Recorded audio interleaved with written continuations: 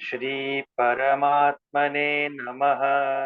अथ द्वितीयोऽध्यायः। सांख्ययोगः। संजय उवाच तथा कृपयाविष्टम् अश्रुपूर्णाकुलेक्षणम् विषीदन्तमिदं वाक्यम् उवाच मधुसूदनः। श्रीभगवानुवाच कुतस्त्वाकश्मलमिदं विषमे समुपस्थितम् अनार्यजुष्टमस्वर्ग्यम् अकीर्तिकरमर्जुन। क्लैब्यं मा स्मगमः पार्थ नैतत्त्वय्युपपद्यते। क्षुद्रं हृदय दौर्बल्यं त्यक्तोत्तिष्ठ परन्तप। अर्जुन उवाच कथं भीष्ममहं सङ्ख्ये द्रोणं च मधुसूदन इषुभिः प्रतियोत्स्यामि पूजार्हावरिसूदन। गुरून् हत्वाहि महानुभावान् श्रेयो भोक्तुं भैक्षमपीह लोके। हत्वार्थकामांस्तु गुरूनिहैव भुञ्जीय भोगान् रुधिरप्रदिग्धान् न चैतद्विद्मः कतरन्नो गरीयः यद्वा जयेम यदि वा नो जयेयुः। यानीव हत्वा न जिजीविषामः एव स्थिताः प्रमुखे धार्तराष्ट्राः। कार्पण्यदोषोपहतः स्वभावः पृच्छामि त्वां धर्मसम्मूढचेता। यच्छ्रेयस्यास्थितं ब्रूहि तन्मे शिष्यस्तेऽहं शाधि मां त्वां प्रपन्नम्। न हि प्रपश्यामि ममापनुद्यात् यच्छोकमुच्छोषणमिन्द्रियाणाम्। अवाप्य भूमावसपत्तमृद्धं राज्यं सुराणामपि चाधिपत्यम्। सञ्जय उवाच एवमुक्त्वा ऋषिकेशं गुडाकेशः परन्तप न योत्स्य इति गोविन्दम् उक्त्वा तूष्णीं बभूवः। तमुवाच ऋषिकेशः प्रहसन्निव भारत सेनयोरुभयोर्मध्ये विषीदन्तमिदं वचः। श्रीभगवानुवाच अशोच्यानन्वशोचस्त्वं प्रज्ञावादांश्च भाषसे गतासु न गतासूंश्च नानुशोचन्ति पण्डिताः। न त्वेवाहं जातु नासं न त्वन्नेमे जनाधिपाः न चैव न भविष्यामः सर्वे वयमतः परम्। देहिनोऽस्मिन् यथा देहे कौमारं यौवनञ्जरा तथा देहान्तरप्राप्तिः धीरस्तत्र न मुह्यते। मात्रा स्पर्शास्तु कौन्तेय शीतोष्णसुखदुःखदाः आगमापायिनो नित्याः तां तितिक्षस्व भारत। यं हि न व्यथयन्ते ते पुरुषं पुरुषर्षभ समदुःखसुखं धीरं सोऽमृतत्वाय कल्पते। नासतो विद्यते भावः न भावो विद्यते सतः उभयोरपि दृष्टोऽन्तः त्वनयोस्तत्त्वदर्शिभिः। अविनाशि तु तद्विद्धि येन सर्वमिदं ततम्। विनाशमव्ययस्यास्य न कश्चित् कर्तुमर्हति।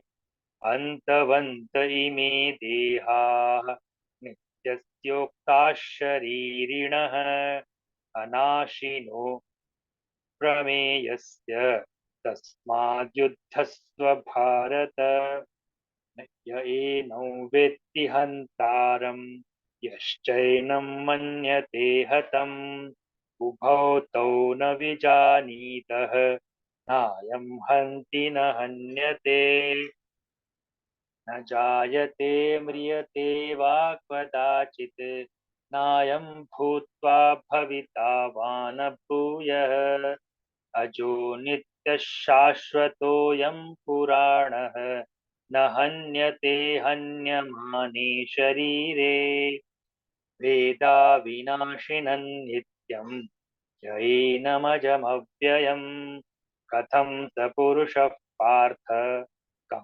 घातयति हन्तिकम् वासांसि जीर्णानि यथा विहाय नवानि गृह्णाति नरोपराणि तथा शरीराणि विहाय जीर्णान्यन्यानि संयाति नवानि देहि नैनं छिन्दन्ति शस्त्राणि नैनं दहति पावकः न चैनं क्लेदयन्त्यापः न शोषयति मारुतः अच्छेद्योऽयमदाह्योऽयम् अकलिद्यो शोष्य एव च नित्यः सर्वगतस्थाणुः अचलोऽयं सनातनः अव्यक्तोऽयमचिन्त्योऽयम् अविकार्योऽयमुच्यते तस्मात् देवं विदित्वैनं नानुशोचितुमर्हसि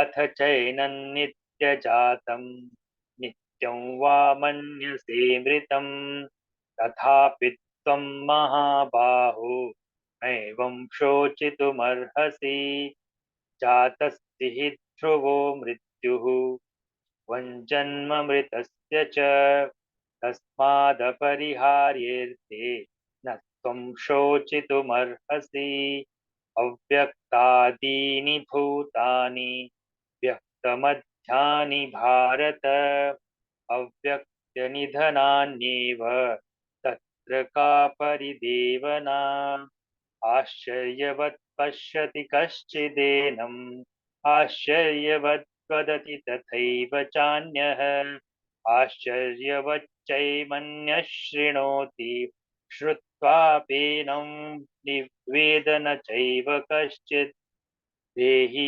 नित्यमवध्योऽयं देहे सर्वस्य भारत तस्मात् सर्वाणि भूतानि न त्वं शोचितुमर्हसि स्वधर्ममपि चावेक्ष्य न विकम्पितुमर्हसि धर्म्याधियुद्धाच्छेयोऽन्यत् क्षत्रियस्य न विद्यते यदृच्छया चोपपन्नं स्वर्गद्वारमपामृतम् दुःखिनः क्षत्रियाः पार्थ लभन्ते युद्धमीदृशम् अथ चेत् त्वमिमं धर्म्यं सङ्ग्रामन्न करिष्यसि ततस्त्वधर्मं कीर्तिं च हित्वा पापमवाप्स्यसि अकीर्तिं चापि भूतानि कथयित् कथयिष्यन्ति ते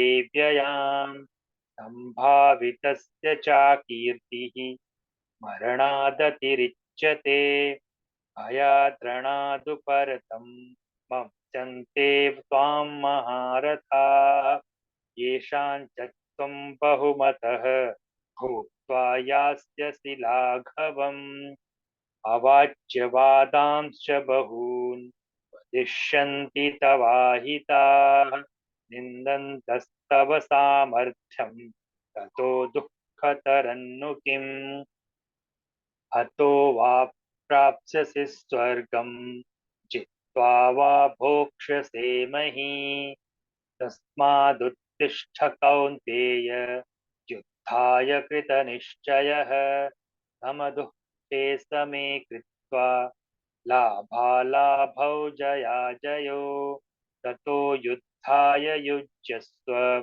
नैवं पापमवाप्स्यसि एषा ते विहिता साङ्ख्ये बुद्धिर्योगे त्विमां शृणु बुद्ध्या युक्तो यया पार्थ कर्मबन्धं प्रहास्यसि नेहाभिक्रमणाशोऽस्ति प्रत्यवायो न विद्यते स्वल्प स्वल्पमप्यस्य धर्मस्य त्रायते महतो भयात् व्यवसायात्मिका बुद्धिः एकेह कुरु नन्दन बहुशाखा ह्यनन्ताश्च बुद्ध्यो व्यवसायिनाम् यामिमां पुष्पितां वाचं प्रवद प्रवदन्त्यविपश्चितः वेदवादरताः पार्थ नान्यदस्तीति वादिनः कामात्मानस्वर्गपराः जन्मकर्मफलप्रदां क्रियाविशेषबहुलां भोगैश्वर्यगतिं प्रति भोगैश्वर्यप्रसक्तानां दयापहृतचेतसां व्यवसायात्मिका बुद्धिः समाधौ न विधीयते त्रैगुण्यविषया वेदाः निस्त्रैगुण्यो भवार्जुन निर्द्वन्द्वो नित्यसत्त्वस्थः निर्योगक्षेम आत्मवान् यावानर्थ उदपाने सर्वतः सम्प्लुतोदके तावान् सर्वेषु वेदेषु ब्राह्मणस्य विजानतः कर्मण्येवाधिकारस्ते मा फलेषु कदाचन मा कर्मफलहेतुर्भूः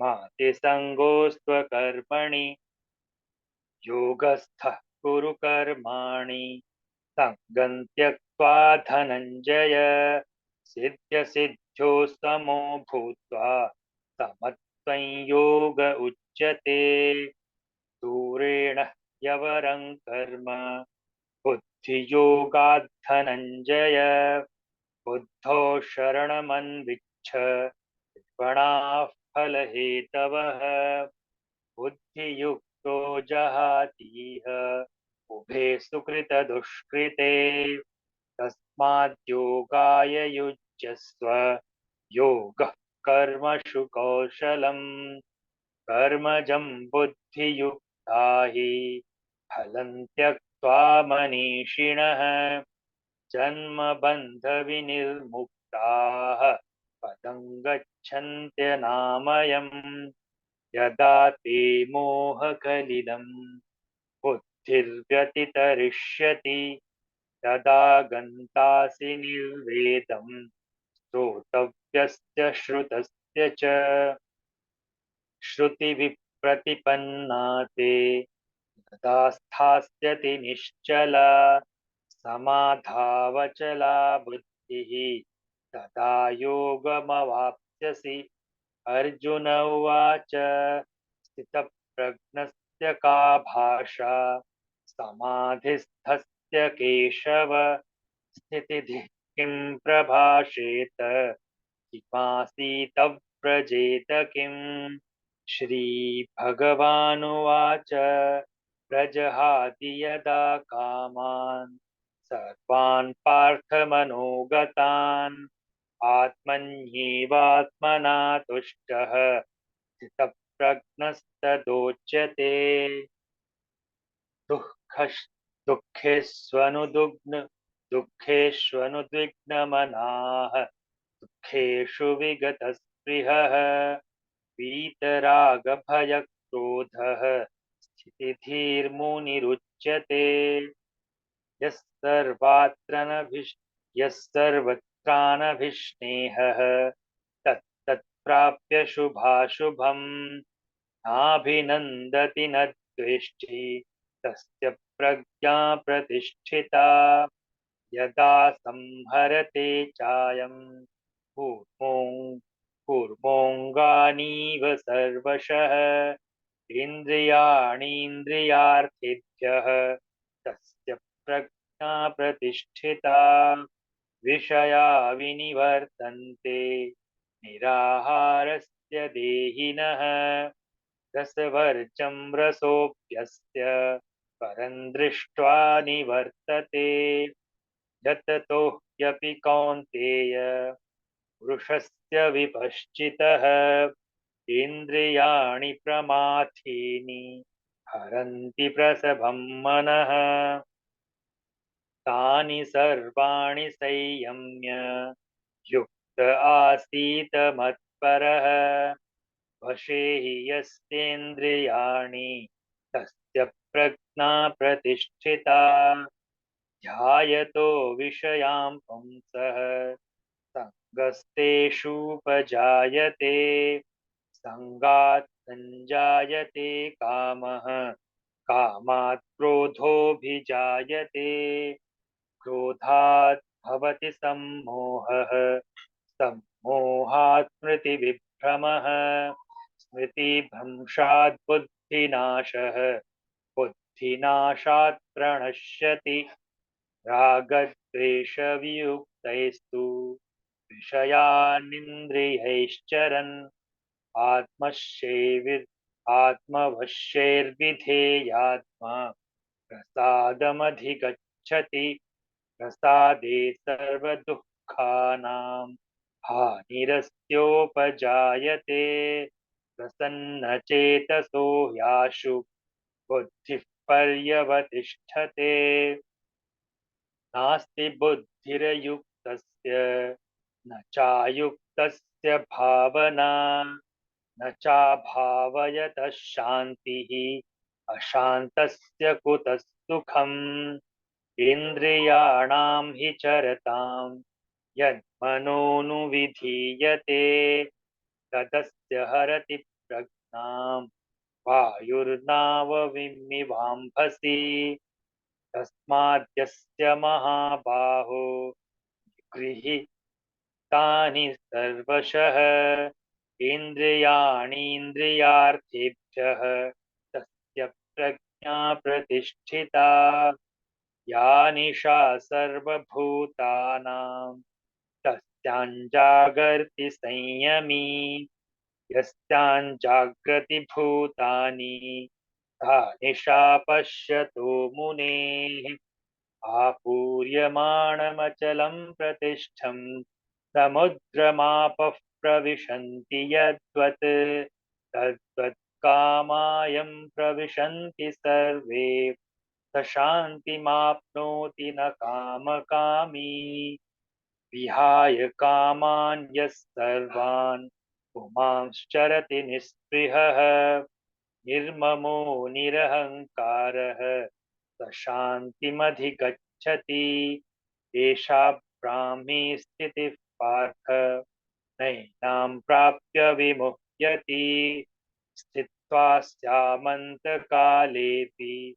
ब्रह्मनिर्वाणमिच्छति ॐ तत्सदिति श्रीमद्भगवद्गीतासु उपनिषत्सु ब्रह्मविद्यायां योगशास्त्रे श्रीकृष्णार्जुनसंवादे सांख्ययोगो नाम द्वितीयोऽध्यायः सर्वधर्मान् परित्यज्य मामेकं शरणं व्रज अहं त्वा सर्वपापेभ्यः मोक्षयिष्यामि मा शुचः।